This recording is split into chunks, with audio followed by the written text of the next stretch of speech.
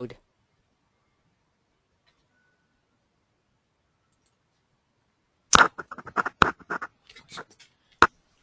and welcome again to the third part of our webinar series on early childhood in the preschool classroom. Again, feel free to ask questions or make comments at any point during the presentation. Just type your questions in the question box and clicking send. If you cannot see the question box, click on the orange box with the white arrow in the upper right corner of your screen to open the question box area. Again, I will look for those during the presentation, any questions or comments you have. And if it's a question or comment that seems to fit better at the end, I'll answer it then. So feel free to participate along the way, and if you have any follow-up questions, you can ask those in the discussion board or through email to me.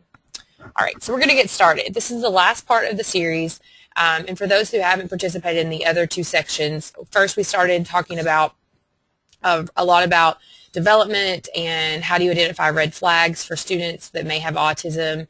And then the second section was a lot about structuring your environment, planning tools on how to organize your instructional strategies. And so today we're really going to talk about the basis of instruction.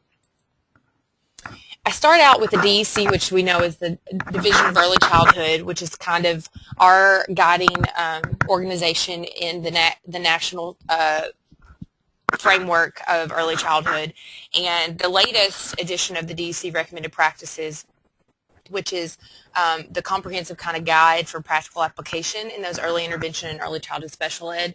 If this is something you're unfamiliar with, it may be a document that you want to get for yourself. I'm not sure if I have the newest version, but mine was copyrighted in 2005.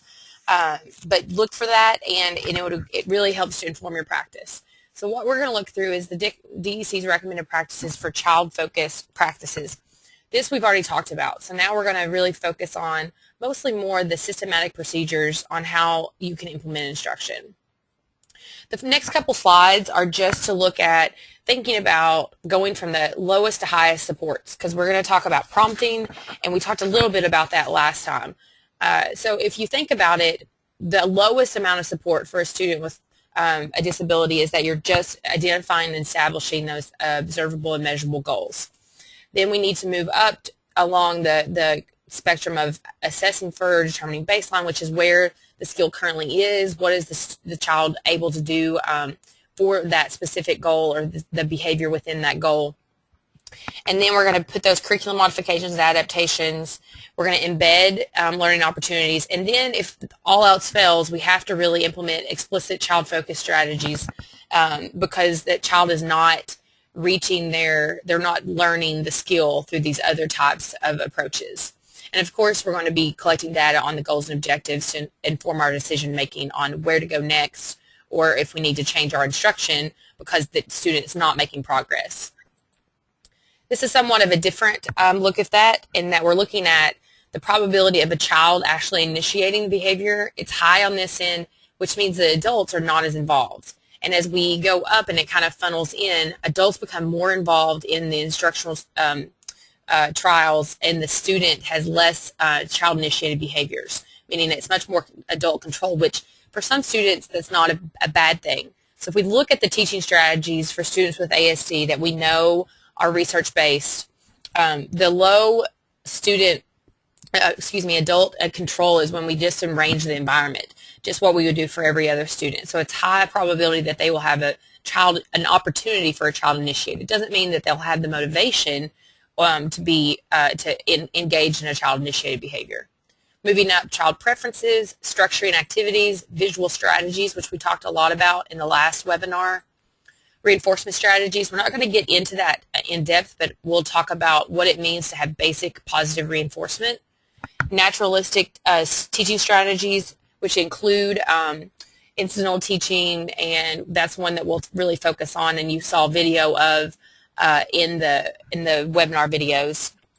Peer mediated, when you're using a peer to be kind of a peer buddy or peer mentor, peer instructor for those targeted students. And then finally, directed explicit instruction, which you see is the end of the continuum between how involved a teacher is. The teachers or adults are incredibly involved in when they're providing direct explicit instruction.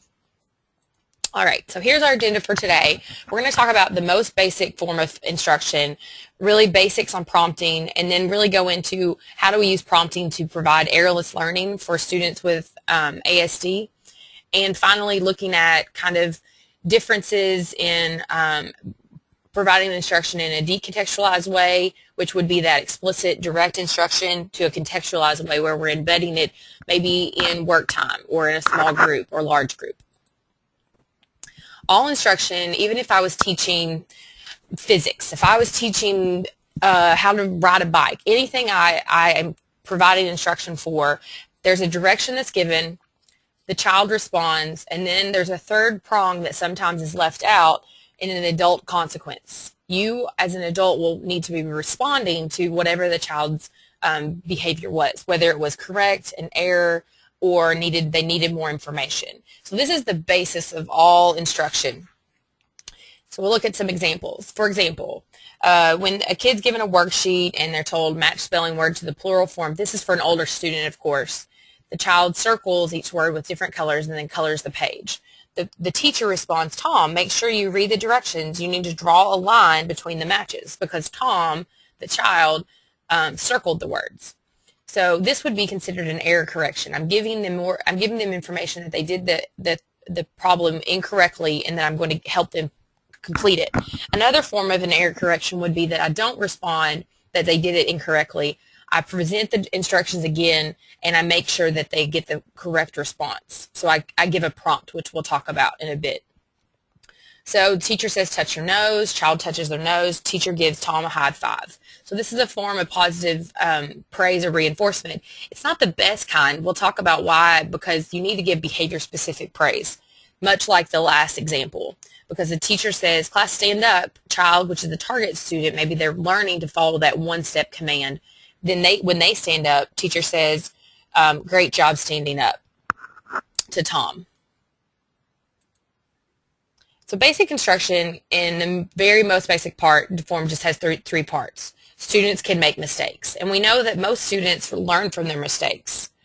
But students with autism do not always learn from their mistakes. And so a lot of teachers, they'll say, well, you know, there's some myths around, and they don't understand why we prompt skills. And that when we talk about prompting, we'll explore that more.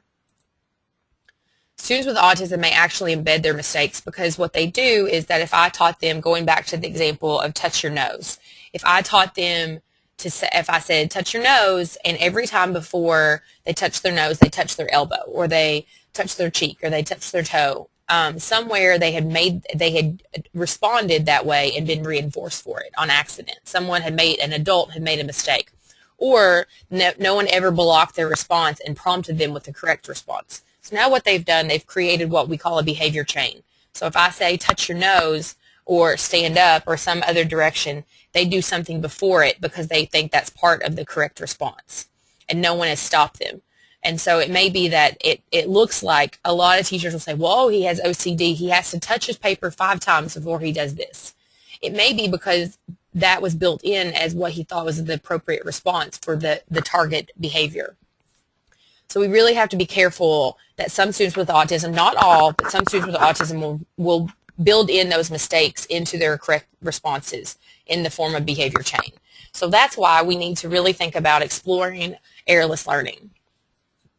And this may be foreign to you, and I like to bring up that we talked about why are students with autism really challenging for early childhood folk, and oftentimes it's because of our theoretical background. We all typically come from developmental or play or different. Our theoretical backgrounds really inform our professional practice. And so it wasn't until I was in grad school and then in this moderate severe disabilities program that I really saw the benefit of thinking about how do I use systematic instruction so I know exactly what the adult is doing before, during, and after the child responds.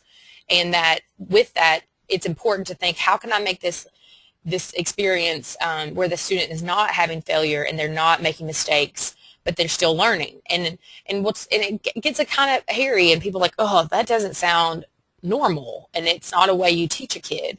When we talk about prompting, hopefully you will start to change your mind. So that's what we're going to do now. Let's talk about prompting and errorless learning.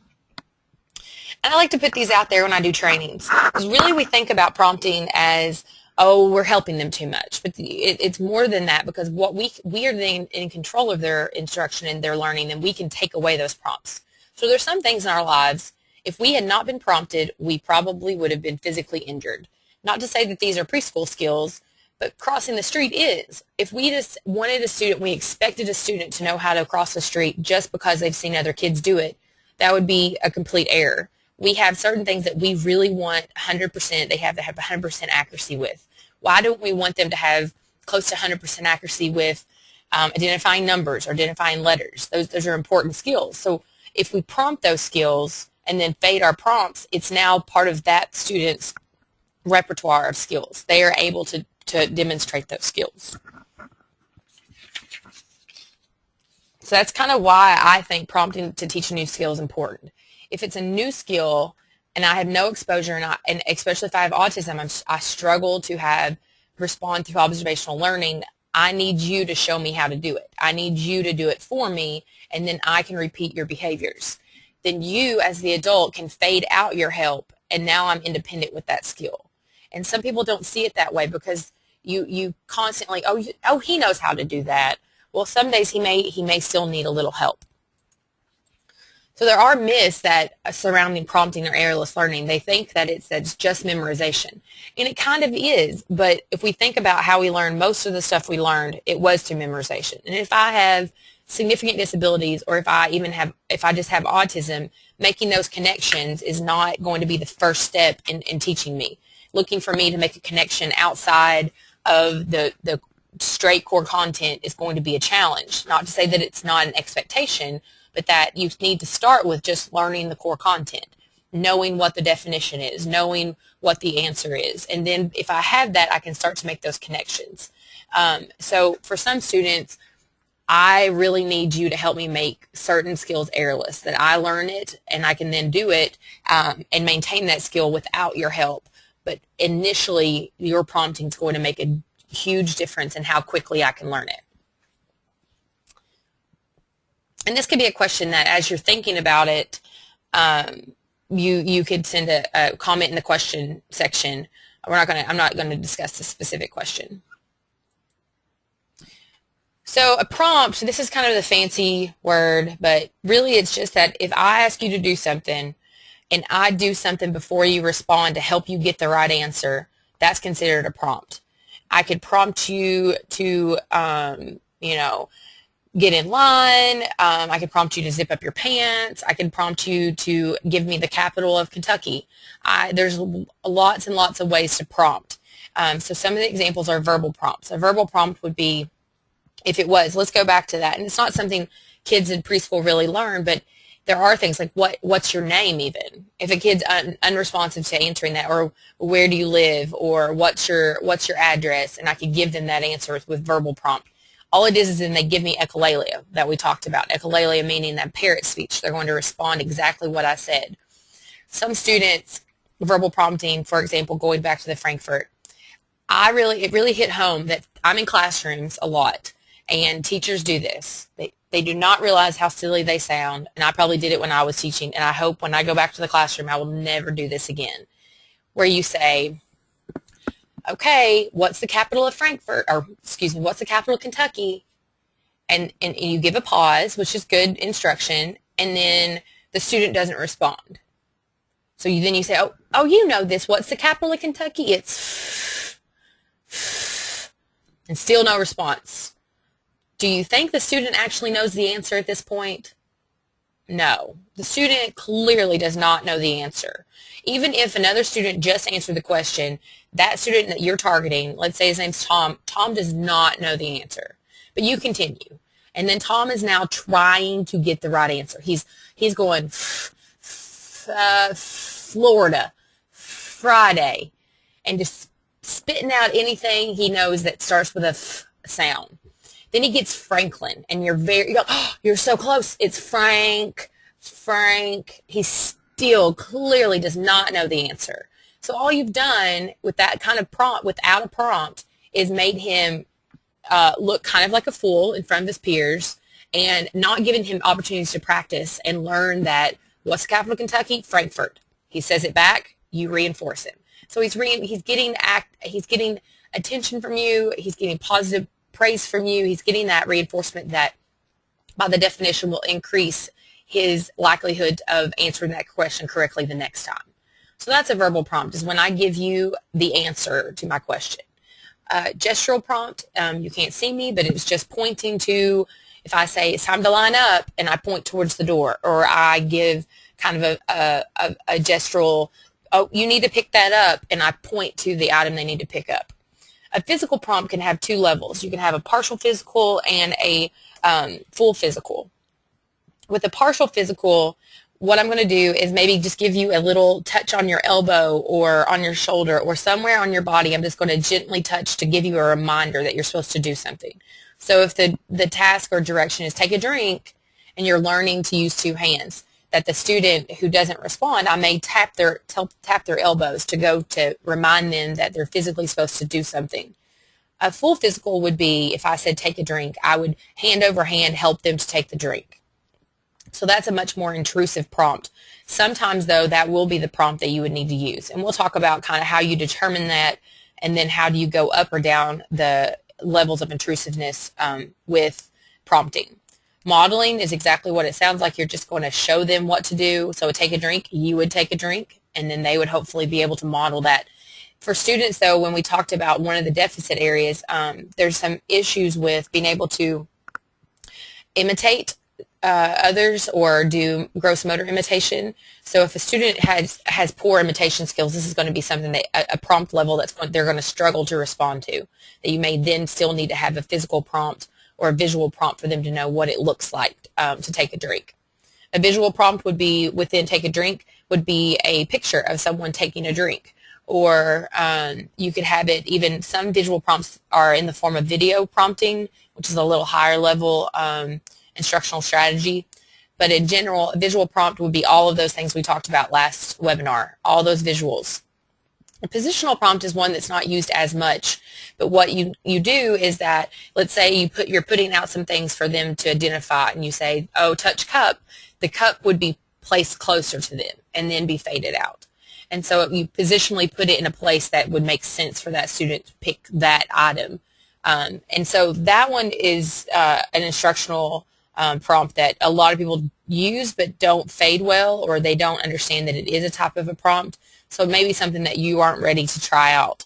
If you aren't prompting kids already, you are, but you're probably not doing it systematically. You probably are providing a lot of help, but you're not realizing if you're fading that help. For example, students who are learning to put on their coats and zip them. You may be doing a lot more work because you need to get going and get going quickly, that you aren't fading those physical prompts. You're still giving full physical prompting, or you may just be doing it for them. So if we rank these, full physical is the most intrusive. Next, most likely, is partial physical. Then these kind of get mixed in the middle. The visual prompts, the model prompts, those kind of prompts in gestural, they would be ranked based on the student, on their intrusiveness. And then lastly, the verbal prompt is the least intrusive, because all I'm doing is asking you to do it and giving you the answer, or asking you to do it and giving you that verbal response.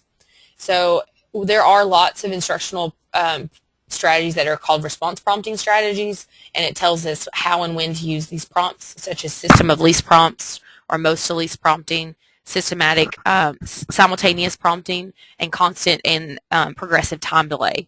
We're going to talk a little bit, but not really get specific. We're just going to talk about prompts and where you insert them and how do you do more errorless learning. Probably the one, if you want to do some follow-up reading, is simultaneous prompting, which was introduced as an option versus using constant time delay. And constant time delay just means you're going to insert a time wait before the student responds and before you prompt them. And simultaneous prompting, we are going to add a prompt right here immediately. So the directions given, when I say take a drink, I prompt them immediately to do it. So when the child responds, they get it right. Simultaneous prompting is just a fancy word to mean that I immediately prompt when the direction's given. And that's during teaching trials. So when we go back and think about the IEP matrices, some had teaching trials and testing trials. The teaching trials mean that I'm going to prompt every time, and that the student should get the right answer every time because I'm prompting them. And then when you take away that prompt and you present the direction, that's a testing trial. You want to do testing trials at the next day or the next teaching session, not immediately following teaching trials, because clearly it's not fair to think the student knows the answer if it's after they've been prompted 10 times in a row. So that's a little bit about how you can set up teaching and testing, or probe data is what some people call it. So this prompt, the adult, where it says adult prompts, it could be any of these prompts. Any type of prompt would be that it's inserted there, depending on what you're teaching, depending on the student, depending on if you're trying to go from least to most prompting or most to least prompting. So I'm going to insert this prompt.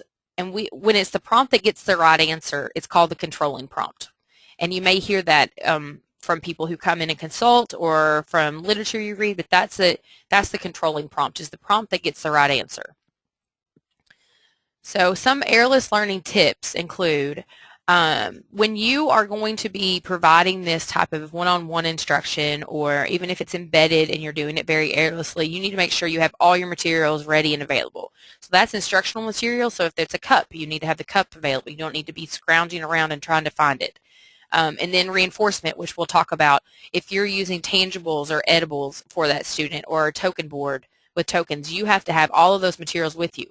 Because what happens is if you don't immediately reinforce, the instant the student responds and you provide that behavior-specific praise with a tangible, if you don't do it immediately, if you're over here shuffling to find your items, the student may inadvertently pick their nose. And then when you give them the item, you on accidentally have now possibly reinforced picking their nose. And that's clearly not the behavior that you're trying to reinforce. So the immediacy of the reinforcement is paramount in being able to make your instruction effective.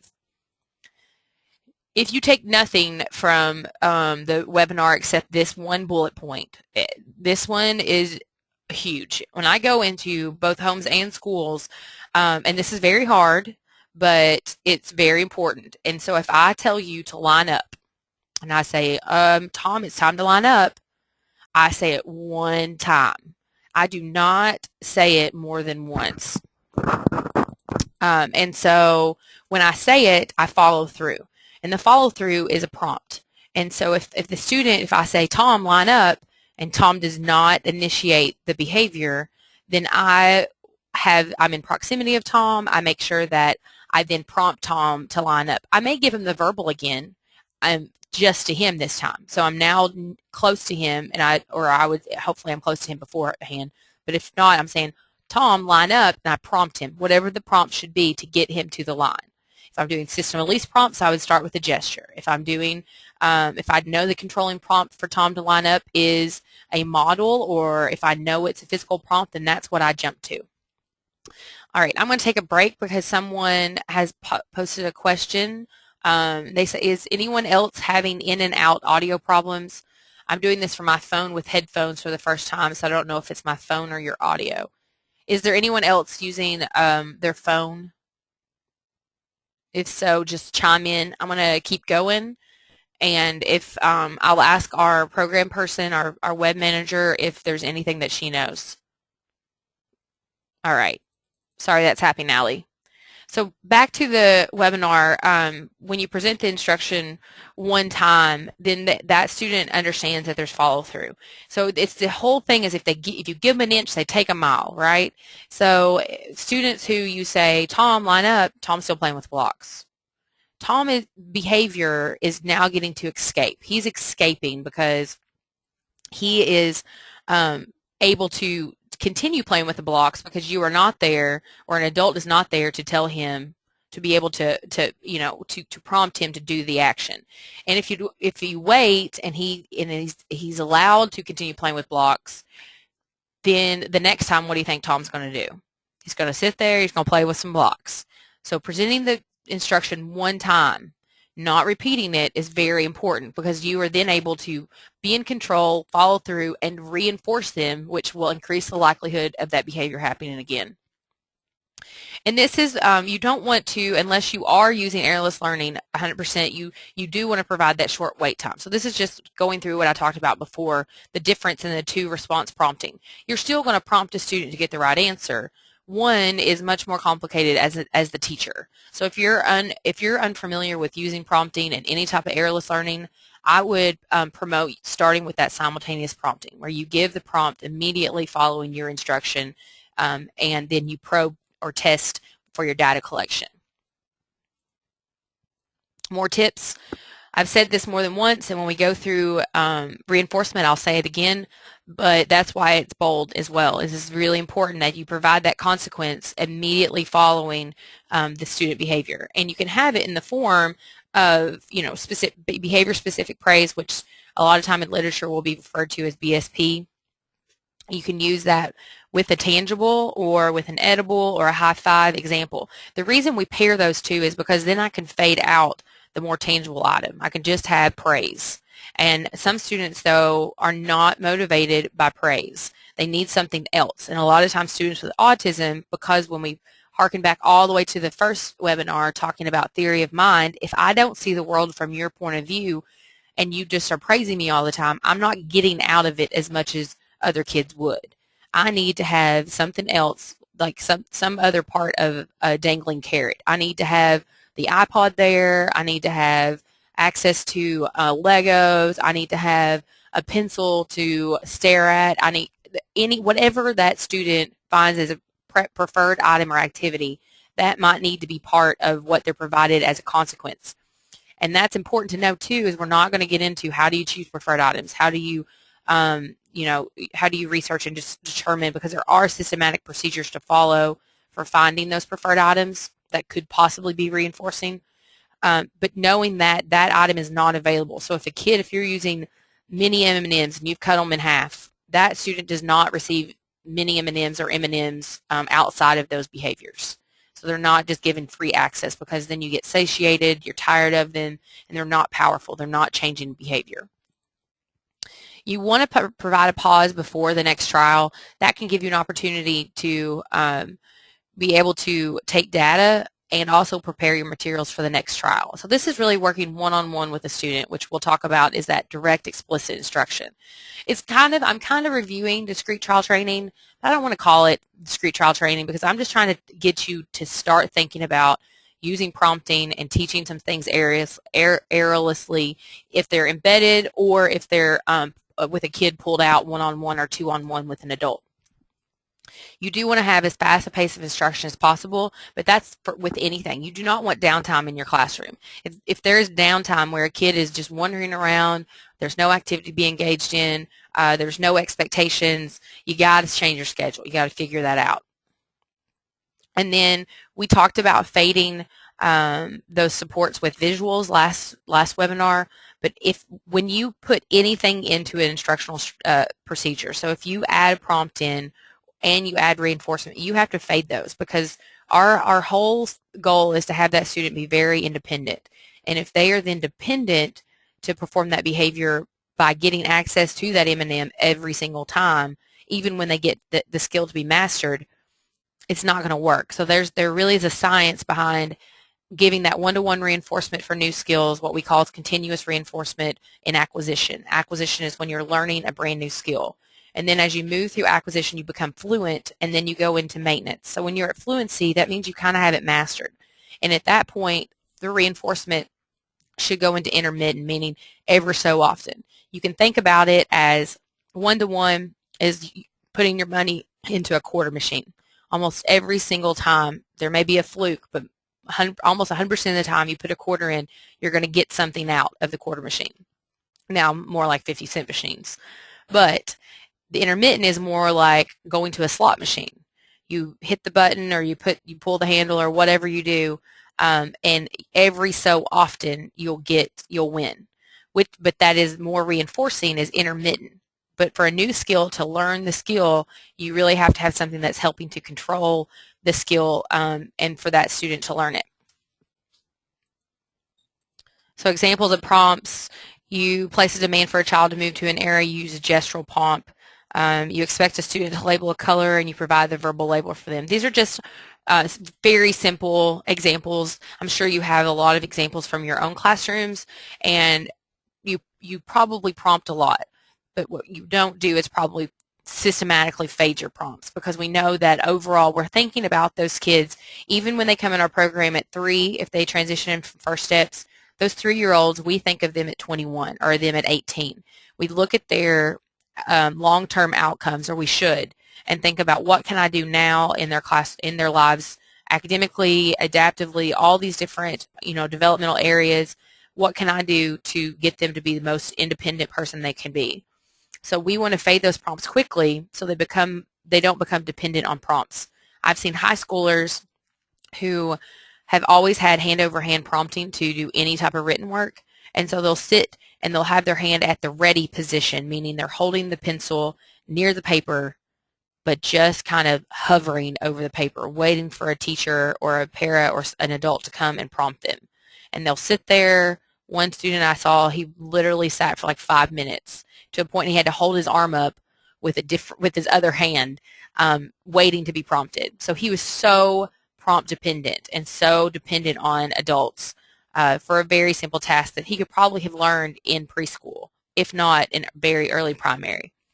So we want to be able to have those fading procedures eventually fade out until it's the most least intrusive prompts, or that they are a naturally occurring prompts, that things like, the bathrooms are labeled, or the hallways tells me where the exit is because there's an exit sign. So there's naturally occurring supports that are there. All right, any questions about prompting before we move on talking about reinforcement? All right. Remember, if you have questions along the way, please feel free to ask them. The reason I put this in here, and we're not going to go in depth about it, is that when we think about, if we go back to the 3 prongs, we have a teacher direction or instruction. It can be written, it can be verbal, it could be posted, whatever you could think about as an instruction. The student responds, then the teacher has a consequence. If we are prompting in between the teacher direction and the student response, the student should be getting the correct response. When the student responds correctly, we automatically, immediately provide them with positive reinforcement. And what positive reinforcement is, as the definition says, is something that we're going to do contingent on a target behavior. So we're going to say when they take a drink, they get reinforced by the drink, hopefully. But besides that, we may need to have another kind of an added level of reinforcement. So we say stand up, they stand up, then we provide something contingently immediately following that behavior. And if it increases the likelihood of that behavior happening again and again and again, then what we provided was considered positive reinforcement. If it has no impact and no difference, it does not make a change on that student's behavior, the target one we're looking at, then it's a reward, it's just a random high five, it's a sticker that they don't care about. So that's why it's really, really important for us to be able to look at what a student prefers, using those preference assessments, getting that information, using those items contingent on a behavior, immediately contingently on a behavior, and afterwards, hopefully it will be able to then it will be able to impact that behavior. Someone has written some of the questions, so we're going to check. It says, if we have to sign off of a computer in the middle of the webinar, can we get back on and continue, or will it not give that option? Our web person thinks that you should be able to get back in. If not, you can always access, we'll have it recorded, so we can definitely share that recording with you somewhere down the way. Will it disqualify for the certificate? I'm going to say if you can hang on for a while, that would be best. But if you have to, it will show on here that you left, and I don't know if you'll be able to come back for sure.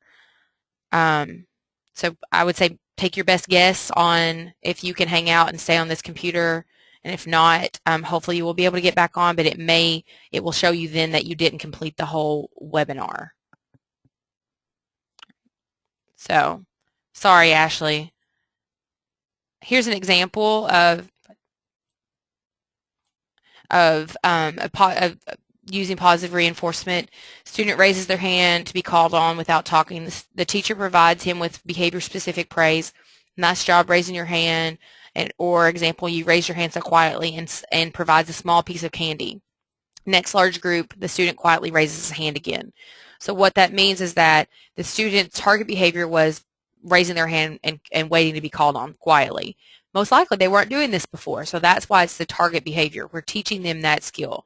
And so when you're teaching them that skill and providing a contingent access to this behavior-specific praise and that small edible, then hopefully as it shows, the next group, a large group, he will raise his hand quietly again. So that meant that what you provided made an impact on his behavior. It wasn't just that he decided one day to raise his hand quietly.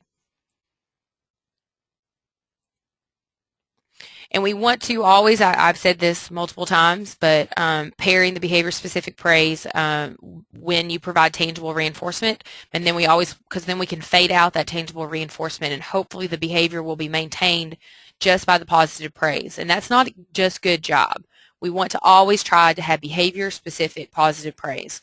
And it makes a difference, because think about it. If a teacher just goes around and says good job, what'd you do? What good job did you do? You don't know what you did. So and it sounds silly, if you say it out loud, it sounds really silly. Nice job sitting in your chair. Sounds ridiculous. But for students, especially students with autism, the more information they get, they're able to process it. And so if they know what they did well, they're most likely going to try to do that again because they got that positive praise. So positive praise is not the best. If you are not doing that even, you need to up your ante and try to get there. For example, I like to talk about this a little bit. So everybody has their hot buttons. Everybody has something that a kid does. There's some kid that you had in your class last year that was just like the chip on your shoulder, the kid that you just did not want to be around. They when you woke up in the morning, you going to school, you were just like, what's Johnny going to do today? And even though we love all our children, there's always some student that really, really kind of causes us some grief. When I taught preschool, it was the mean girls. The mean girls who would say things like, can't sit here, or you're not my friend anymore because you didn't let me go down the slide. And so I had to kind of overcome being negative, feeling negative towards those little girls, and that was kind of my hot button. And so we think about, how do we fill a kid's piggy bank? And we really need to have it be that we want to have positives to negatives. We want to catch them being good 4-to-1, which is very hard. And we tell teachers, if they need to, they can take data on themselves. You can go for a half-hour segment and just kind of take tallies, take frequency count of how many positive things did I say. Even if it's a good job, we'll let you see how many good jobs you say. But really, how many behavior-specific praise or tangible reinforcement do I provide for appropriate behavior versus redirections, no's, you can't do that, stop, any type of either physical redirection or verbal redirections are considered negatives. And teachers are terrible at this. You always want to point out the kids doing the right thing, because oftentimes you'll get the kids doing the wrong things to change their behavior. Not all kids with autism may not notice that you're praising another kid, but for your classroom climate, this will really make a difference, that you're constantly trying to be as positive as possible. So, for example, I worked at a school that had uniforms. It wasn't that they just wore khakis, a polo. They had a belt, which is quite the ordeal in preschool, and they would have to have their shirts tucked in. So one class I was observing, they went into the library, and when they left the library, the kids looked a little disheveled, and it was a second grade classroom, and the teacher pointed out maybe 8 kids who were doing the wrong thing and all the things wrong that they were doing, versus picking out the one little girl who had her shirt tucked in, her belt on, her pants, and everything looked fine. So it'd be a lot easier for me to point out to the one, oh, class, look at Sally. She has her shirt tucked in, and next thing you know, kids are shuffling to tuck in their shirts. So when you think about your classroom, are you giving 4-to-1? And if not, start to try to change your adult behavior, because it really will change a lot of child behavior. All right. So that's a really fast run through about instruction, and now we're going to really talk about, because this is the point of contention in preschool, is I don't have any time to pull him out. That just looks, we're supposed to do things this way. Well, your kids with autism are just not going to learn this way.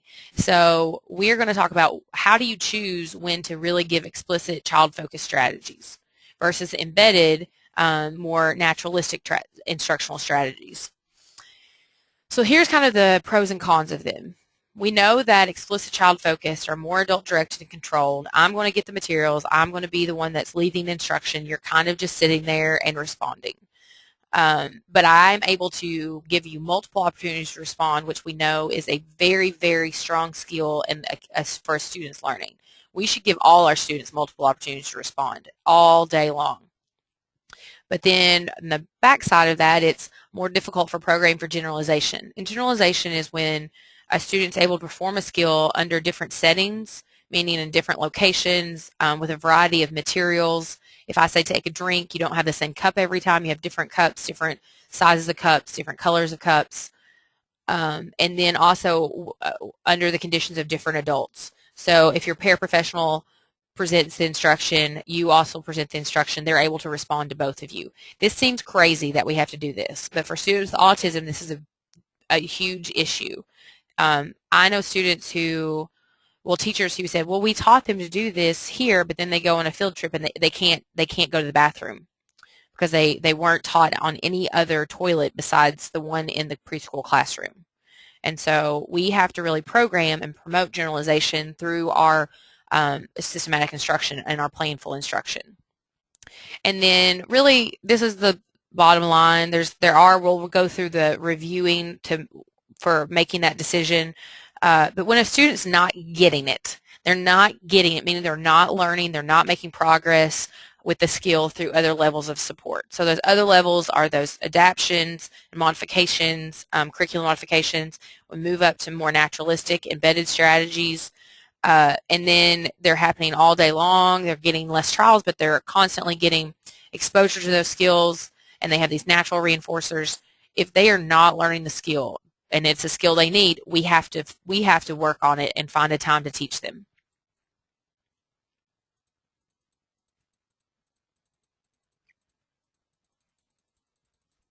All right, I'm going to share something that, how do I get that bigger?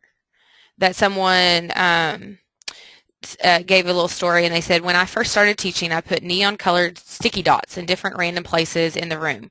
Only I and my assistants knew they were to remind us that when we saw one, we were reminded to praise.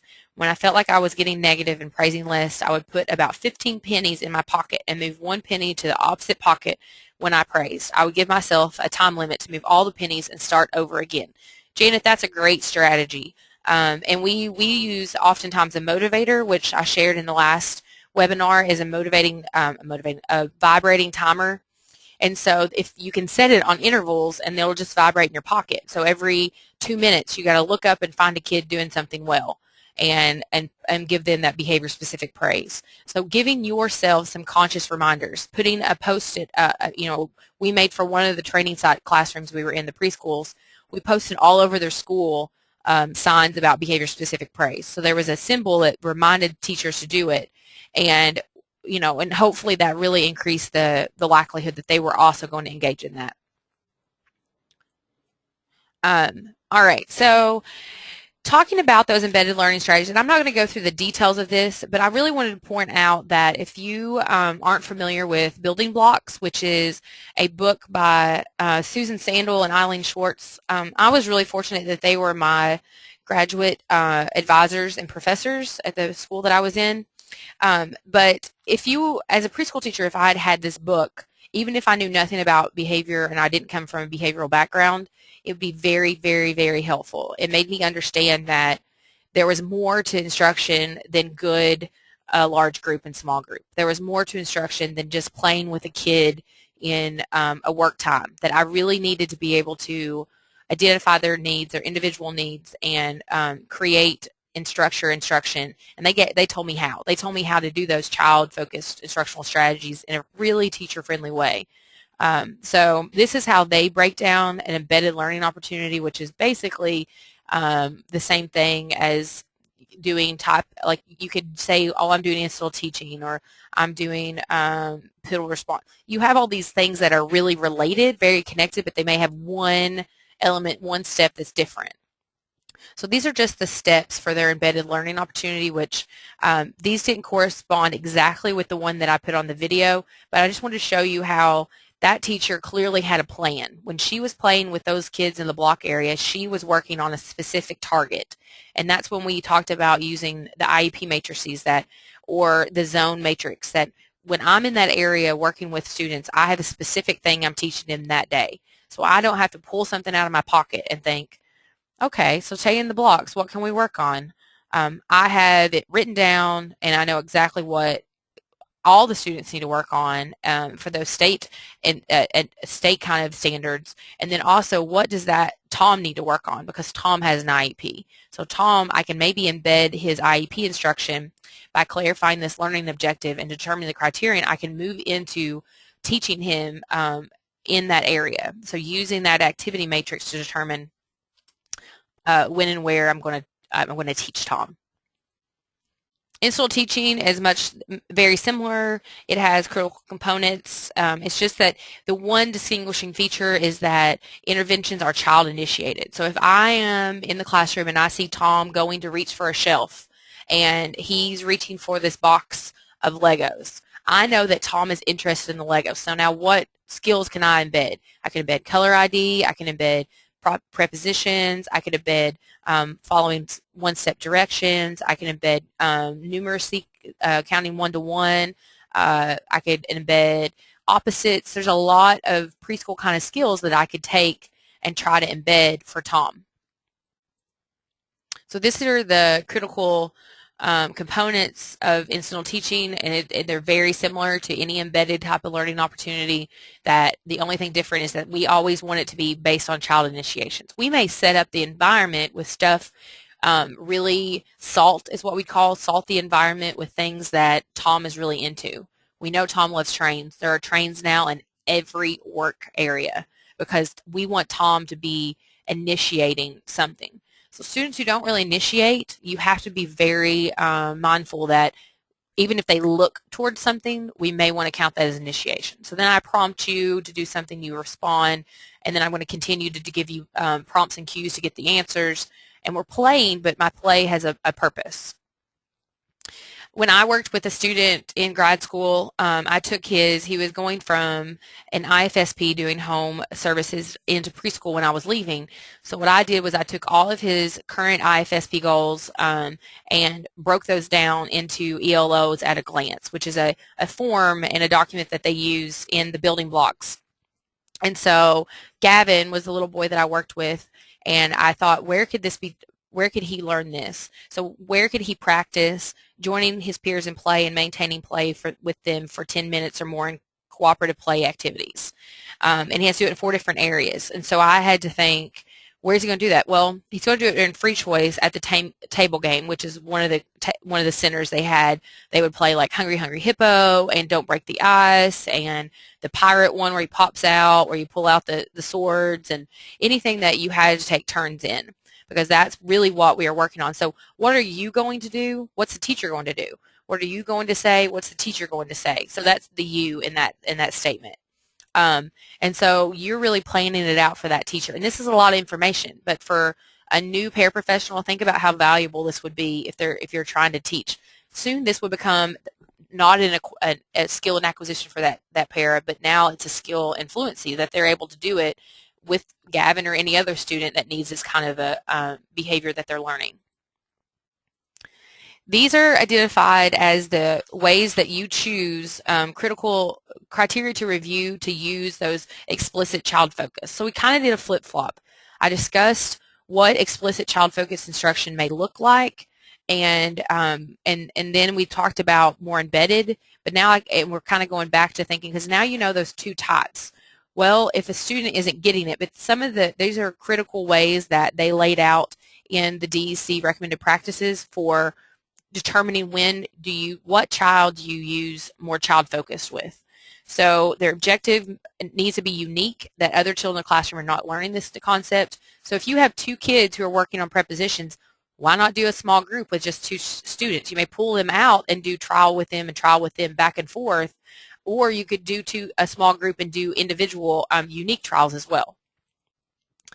It's a skill that they must take advantage of in the early childhood curriculum. So those types of things that really are a lot of red flags for students with autism: joint attention, imitation, toy play or playing with toys, following simple directions. This all should sound very familiar, and these are not the examples that they were given are just in the DEC recommended practices. They are not related to autism at all.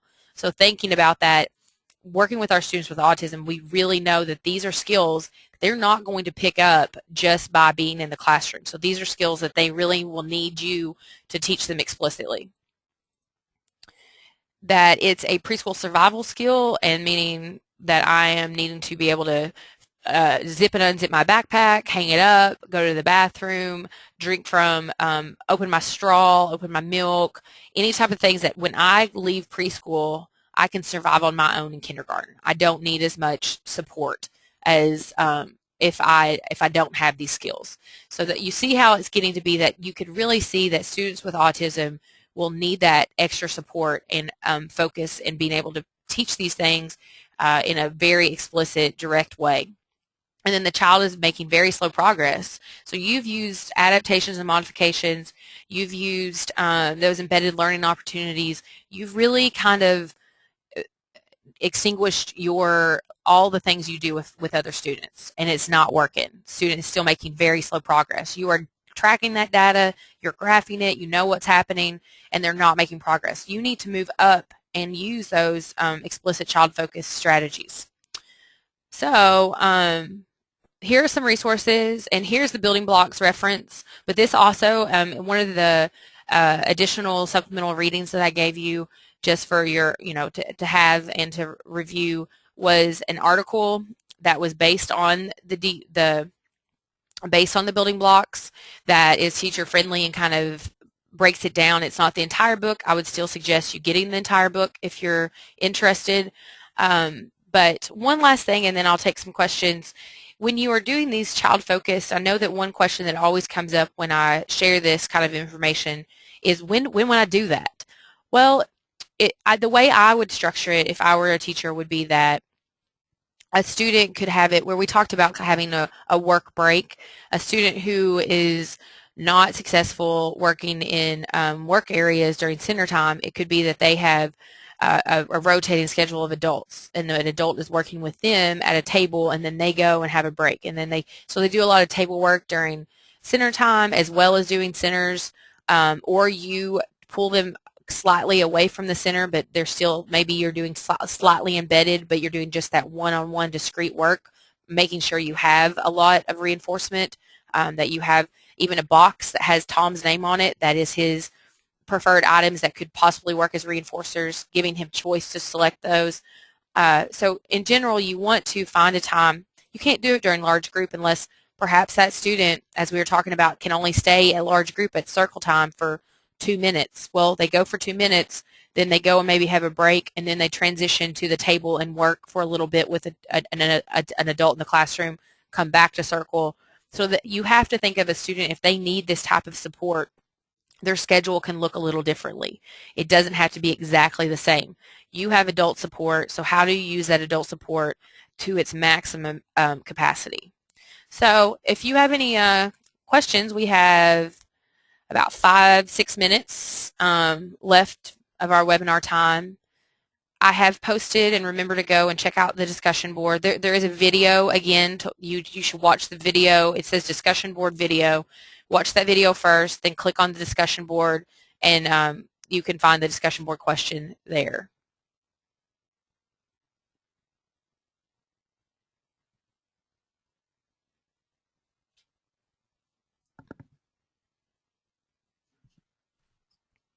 And also with the discussion board, I know that you have, for those of you that participated in the last couple webinars, you know that there is also the pre and post questions, and you need to, on the discussion board, you'll post your response and then make sure you respond to one other person. This is for folks that are seeking a TRIS credit or any other type of CEU.